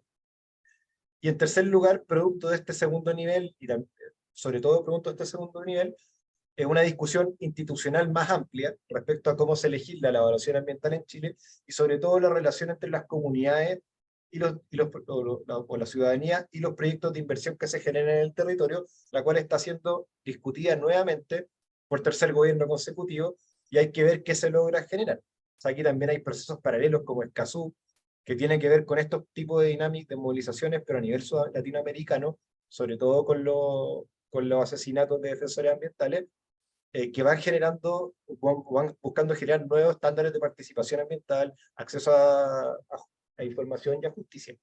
Todo es parte un poco de esta discusión multinivel que iba hablando Gonzalo. Y con eso cierro. Así que vamos a la conversación y a las preguntas. Muchas gracias.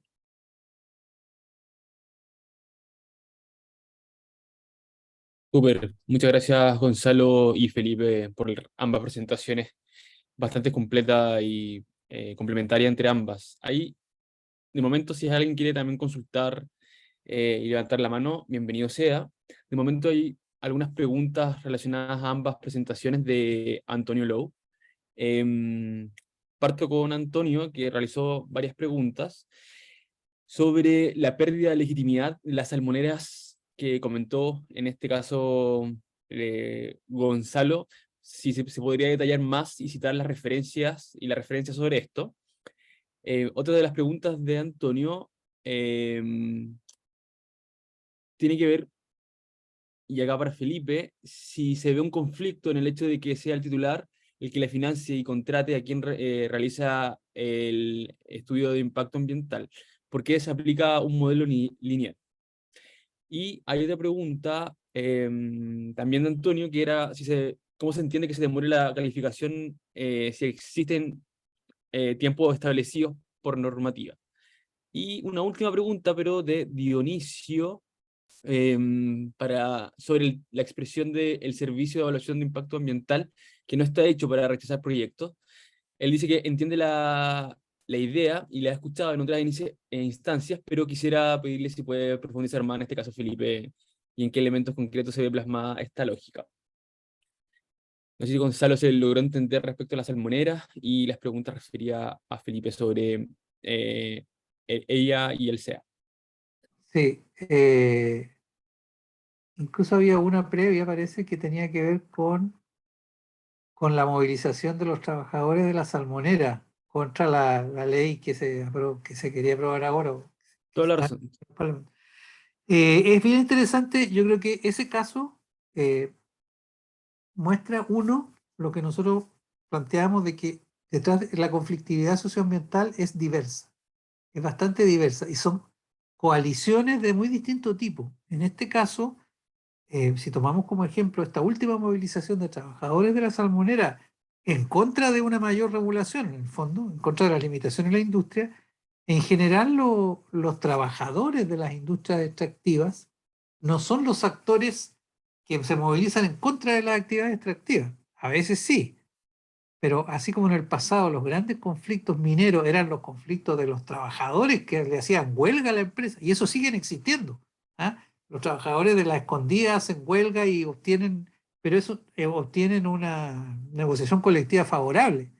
Y por lo tanto, ahí tenemos un conflicto, pero que no es socioterritorial, un conflicto salarial o de condiciones de trabajo en una faena minera. En cambio, en relación a los conflictos territoriales, normalmente los trabajadores defienden el empleo. ¿Ah? Y entonces, por ejemplo, en economías que usan mucho el subcontrato como esta, que aquí en Chile es normal. En el caso cuando hubo el conflicto de los cisnes en Valdivia, tuvo menos repercusión, pero se movilizaron los subcontratistas de la celulosa que trasladan las cosas porque les afecta la pega, digamos. Entonces, también, por ejemplo, en La Higuera, que está este conflicto por la minera Dominga, hay dos coaliciones, una que es a favor de que se instale Dominga y otra en contra. Por lo menos dos, ¿no? Quizás hay más, pero... Entonces, primero que hay mucha diversidad.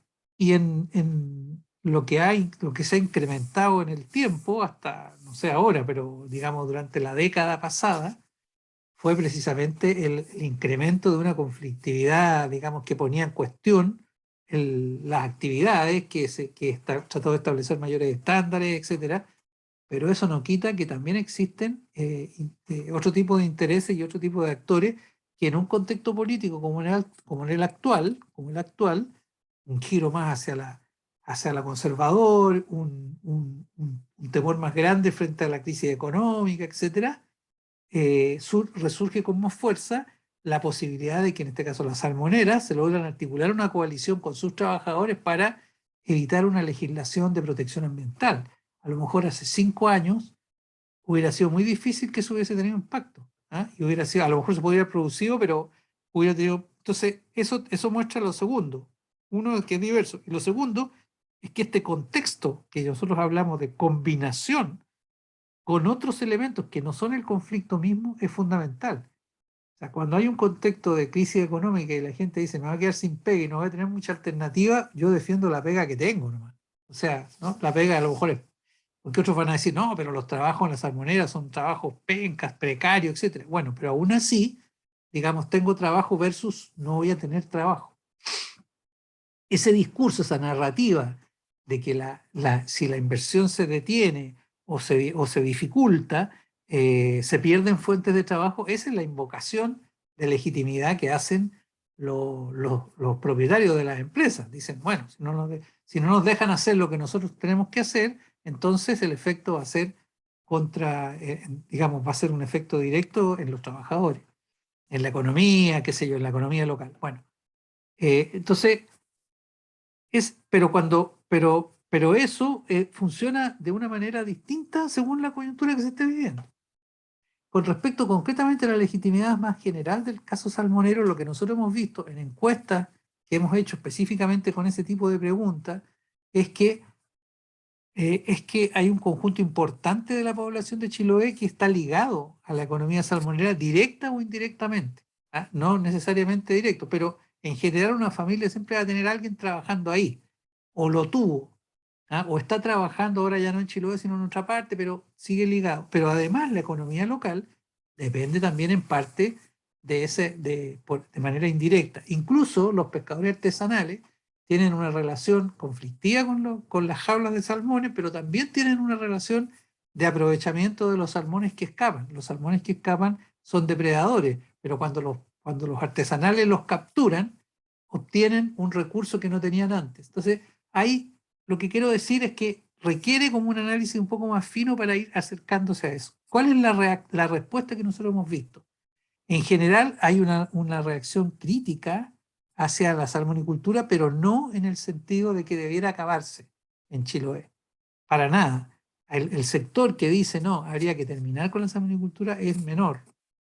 Lo que sí existe es, este sector trae beneficios, porque da pega sobre todo, pero está débilmente regulado.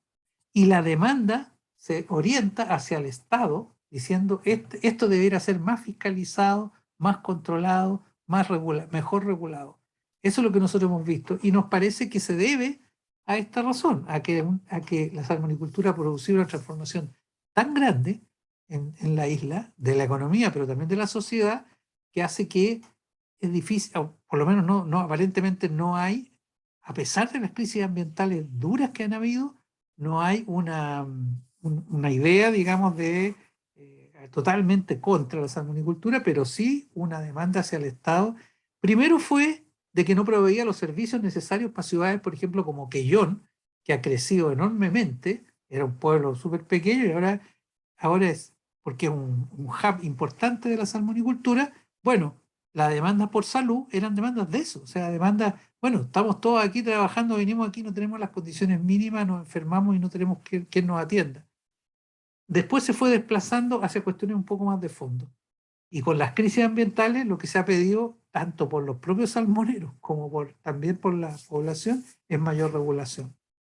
Eso sería mi comentario. Muchas gracias, Gonzalo. Felipe, tenían algunas preguntas también sobre el EIA y el SEA. Perdona, Ya. alguien dijo de lo de las publicaciones. Ahí en la presentación está la referencia y el link a la publicación sobre Chiloé, y entiendo que ustedes van a subir la otra, que es la más conceptual.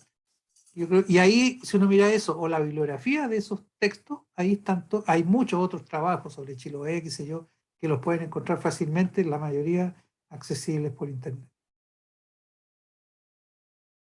Perdona. Nada que perdonar.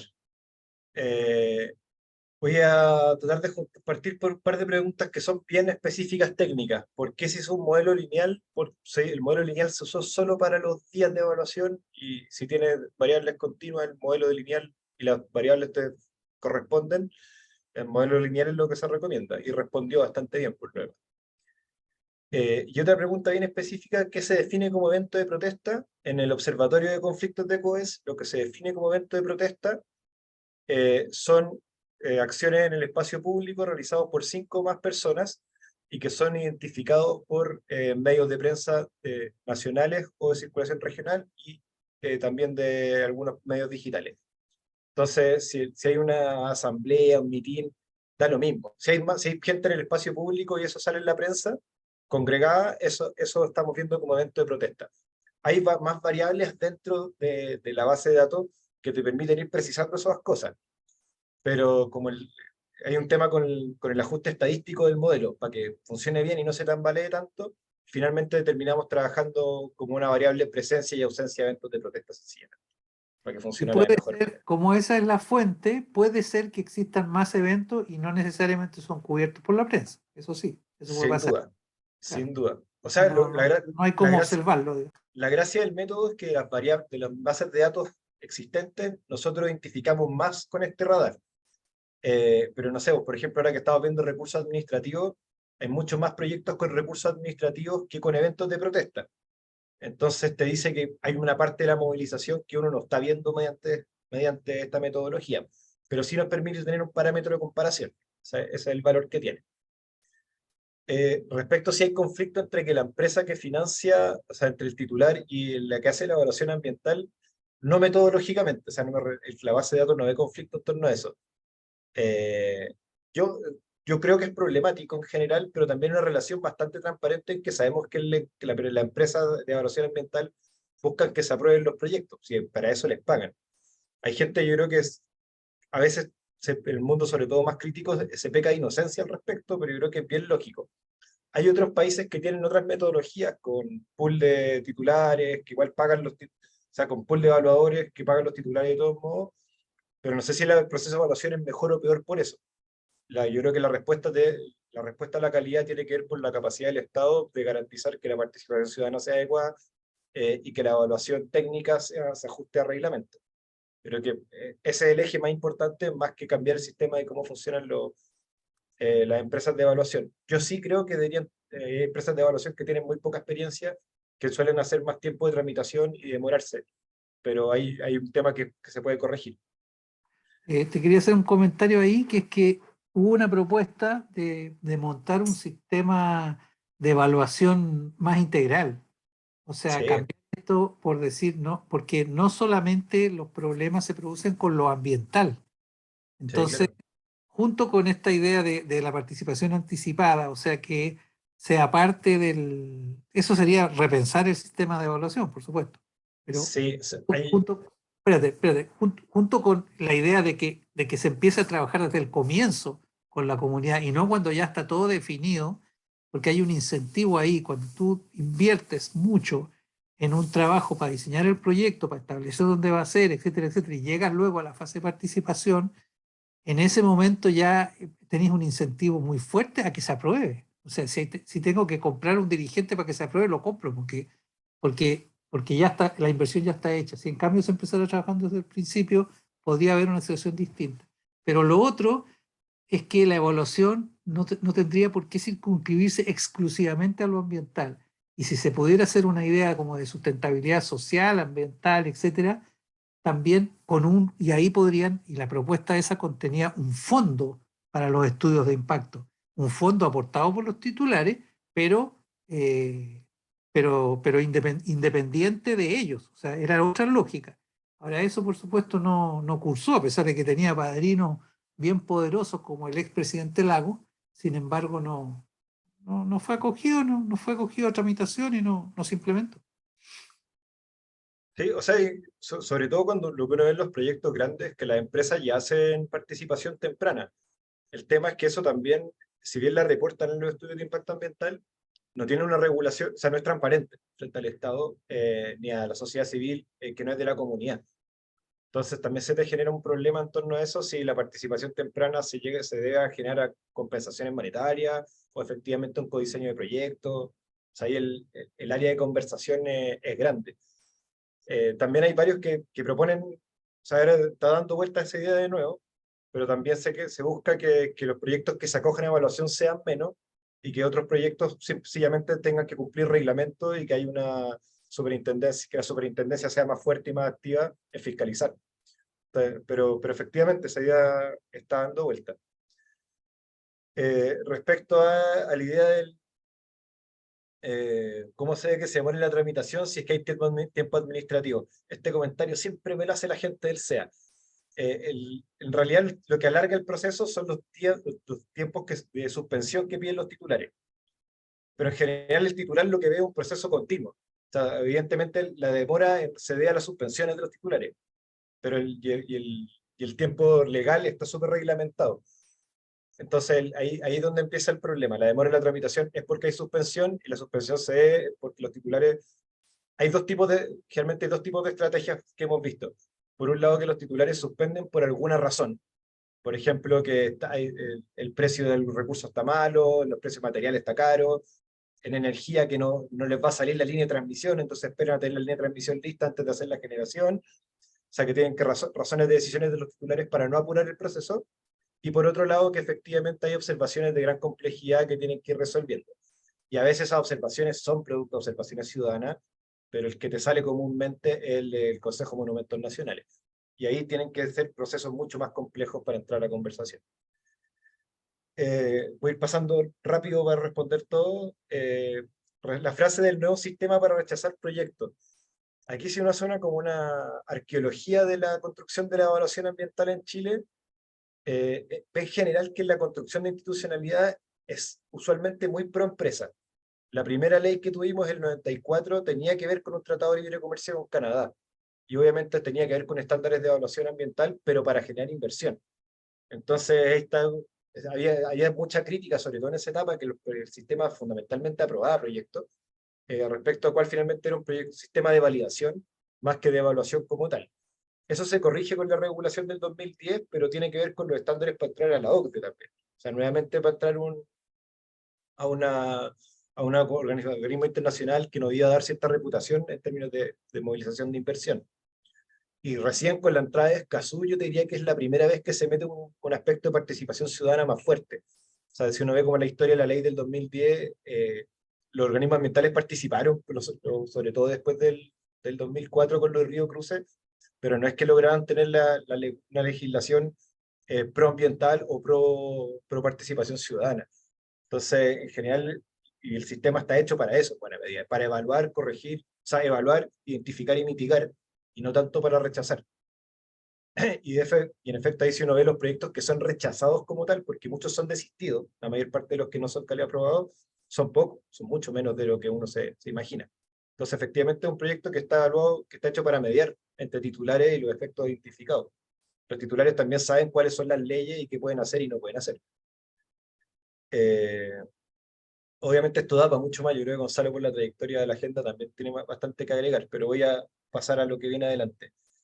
Y después hay una pregunta de los resultados relacionados con la consulta indígena y los procesos consultados. Estamos viéndolo para proyecto energético y la historia es bien disímil. ¿Por qué? A mí me gusta la forma de consulta indígena porque te genera un mecanismo distinto a lo que es la evaluación mediante observación, que te generan 6.000 observaciones que pueden no tener ningún peso, versus lo que es sentarte con una comunidad y generar un acuerdo con ellos. Creo que es una instancia mucho más rica en ese sentido y que deberíamos buscar alternativas a lo que es esta forma de participación ciudadana que tenemos. ¿Qué pasa dentro de las consultas indígenas? Es variado. En general, tienden a haber, lo que estamos viendo es que cuando hay consulta indígena, tienden a haber más recursos administrativos, pero muchas veces hechos por los problemas, muchas veces derivados de los problemas de la ley indígena que tenemos muchas comunidades legales cuando hay en un solo territorio. Entonces la comunidad que no se sintió parte de ese proceso hace un recurso administrativo o de invalidación incluso en este contexto. Entonces no te puedo dar una respuesta categórica, pero solo concentrarme en lo que primero que mencioné. Hay una experiencia como metodología interesante, obviamente la trayectoria es diversa, pero también tiene un problema con lo que se entiende por comunidad indígena según la ley y que eso no necesariamente da cuenta de la comunidad o la población que vive en el territorio y que eventualmente va a ser afectada.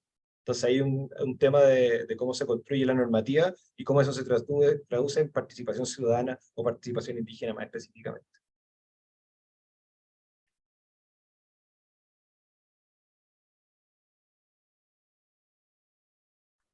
Vale. Gracias, Felipe. Después, Gonzalo. después hay una, sí, que al final hay una afirmación que se transformó en hit porque todos le dieron corazones, que dice que es un poco problemática la definición, porque pasa por los medios, por recoger información de los medios, obviamente que sí, no, eso no hay ninguna duda. Si esto es una cosa de que en general los observatorios de conflicto en otras partes o de protesta usan los medios nacionales, ¿eh? Esa es la forma como recopilan. Entonces, ahí sí que Esa es más débil aún. muy débil, exactamente. Sí. Acá el avance que hicieron fue poder trabajar con los medios regionales, pero eso no quita, digamos, el hecho de que, por eso es el señalamiento, es perfectamente posible, es decir, es esperable que haya una conflictividad mayor que la que está reflejada en los medios, por muy regionales que sean, Sí, por estas razones que dicen ahí. Ahora, claro. a La, dos la- cosas. la- la gracia finalmente de la metodología, con todos los ecos que tiene, si nosotros lo usamos porque es la base de datos que tenemos, Es la que hay. es la que hay. Pero de todos modos, si tú te comparas, por ejemplo, con el Atlas de Justicia Ambiental, que está asociado con OLCA, con varias organizaciones ciudadanas acá, que es un atlas de activistas en buena medida, nosotros con esta metodología identificamos más conflictos de los que tienen catastrado ellos. Y entonces, obviamente aquí no quiero decir, obviamente hay un cerco comunicacional para que las temáticas escalen, pero en la prensa regional es muy proclive a decir cuando se corta una ruta en algún lado y contar lo que pasa. ¿No? La evaluación no es positiva, no son sistemáticas en el tiempo necesariamente las notas, pero efectivamente van apareciendo. Pero reconocemos el sesgo.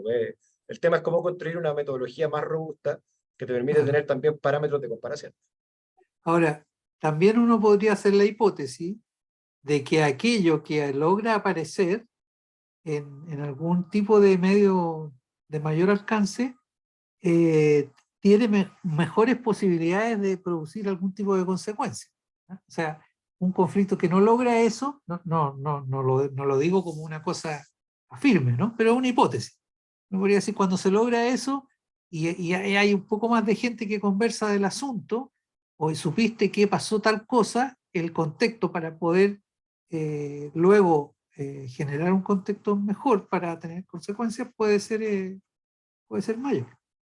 Pero eso es lo que pasa. Sí, donde no rinde mucho esta metodología, si uno lo ve en el mapa, es cuando hay ciudades de menos de 50.000 habitantes. Y ya bajo 25.000 habitantes, o sea, comunas con menos de 25.000 habitantes, es muy poco probable que haya registro, salvo que tengan, no sé, una faena minera en donde hay un corte de ruta de los trabajadores, que eso sale en la prensa nacional. Pero si estás protestando en comunas con poca población, eso no te lo capta en la prensa regional, ni nacional, ni los medios digitales.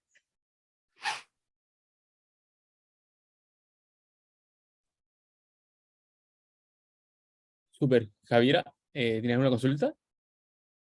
¿No? Perfecto. Si no hay más consultas, dudas, inquietudes, damos por cerrada la tercera sesión. Felipe, Gonzalo, les quedaron algunas también pendientes. Sí, yo le quiero cobrar a Gonzalo a ver si tiene alguna reflexión sobre la frase del sistema está hecho Ah, para aprobar y no para rechazar. claro, no, yo creo que tú lo dijiste bien, es decir, como fueron hechos, digamos, yo veo dos problemas, una cosa que podría agregar a lo que tú ya dijiste. Una es que el sector ambiental, la institucionalidad ambiental, ha tenido que ir haciéndose un espacio dentro de la institucionalidad pública. Al principio teníamos la CONAMA, Comisión Nacional de Medio Ambiente. Esa Comisión Nacional de Medio Ambiente dependía del Ministerio Secretaría General de la Presidencia. ¿Por qué dependía del Ministerio General de la Presidencia? Porque estaba subordinada al diseño político que era pro inversión, básicamente, digamos. Entonces, como había una exigencia de la internacionalización, es decir, los tratados de libre comercio y los acuerdos, de tener que introducir legislación ambiental, por eso se estableció institucionalidad ambiental débil y por eso existió el Consejo de Ministros, y el Consejo de Ministros, sobre todo al principio, le daba lo mismo las observaciones que hiciera cualquier agencia ambiental, porque habían otras prioridades. Y luego, y entonces para cumplir, digamos, con el requisito, pero al mismo tiempo mantener esta estrategia de proinversión. Entonces, por un lado, lo ambiental tuvo que hacerse un espacio que fue creciente, porque empezó con la CONAMA, después se llegó al Ministerio de Medio Ambiente, pero bastante después, ¿no es cierto?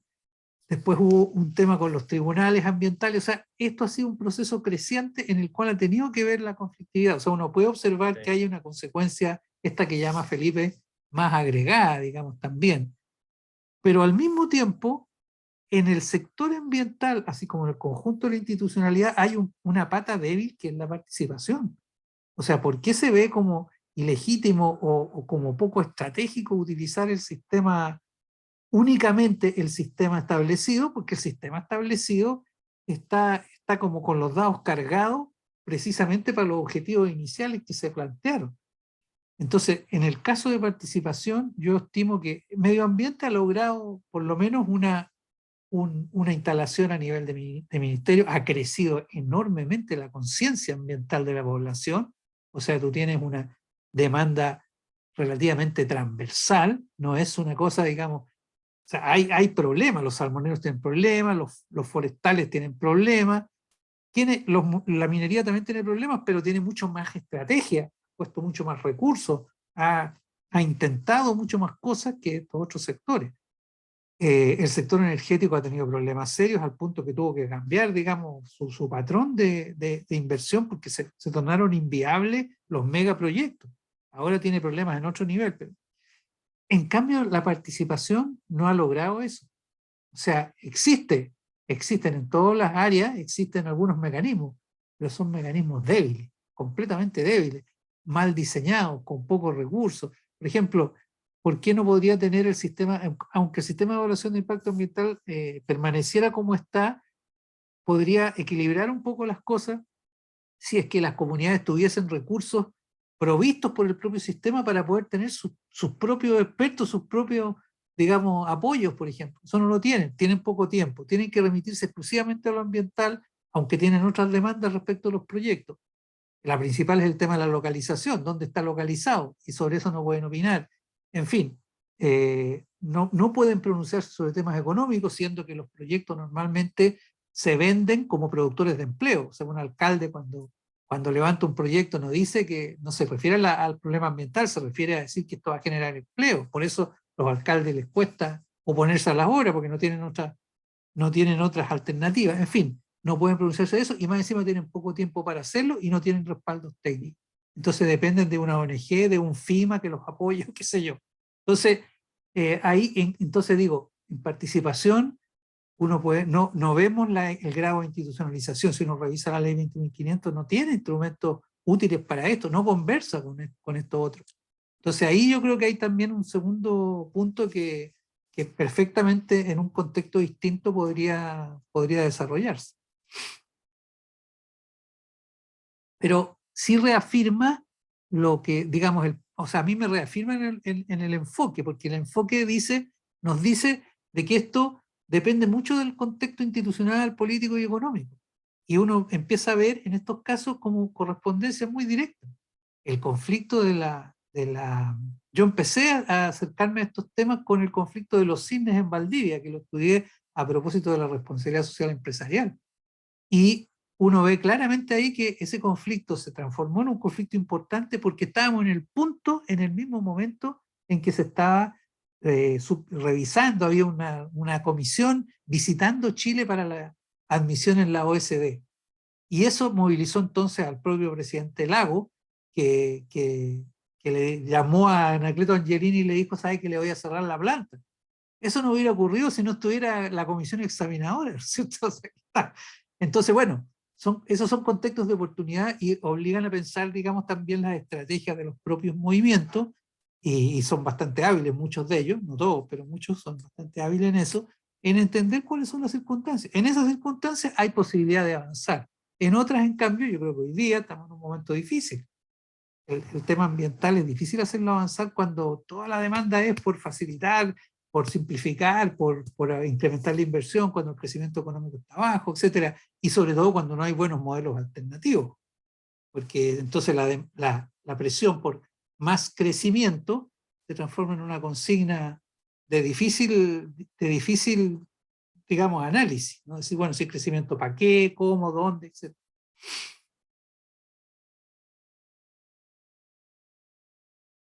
Gonzalo, Felipe, eh, muchas gracias por la presentación del día de la sesión 3. Estaba muy atento en el cierre que daba Gonzalo, sobre todo por el contexto actual del país y en el fondo también que es una determinante importante para las definiciones propias de los movimientos, coaliciones. A los estudiantes, muchas gracias por la asistencia. Recuerden que en la página de la U Social Mental va a estar el viernes o el lunes próximo esta sesión y la 2 van a estar ahí grabadas, si la quieren volver a repetir. En el caso por la asistencia, no se preocupen porque tomamos la asistencia del Zoom, que nos da una lista de asistencia automática. Cualquier inquietud, duda, si quieren también contactarse con los profesores, nos pueden escribir a lausosocialmental@fima.cl. Eso, muchas gracias. Y recuerden que en el Padlet van a estar también prontamente las presentaciones que los profesores realizaron. Así que agradecerles nuevamente a Felipe Irarrázaval y Gonzalo de la Maza. Se pasaron, chiquillos. Muy buenas tardes y buenas noches. Gracias a ustedes, buenas noches. Cuídense. Chau, chau.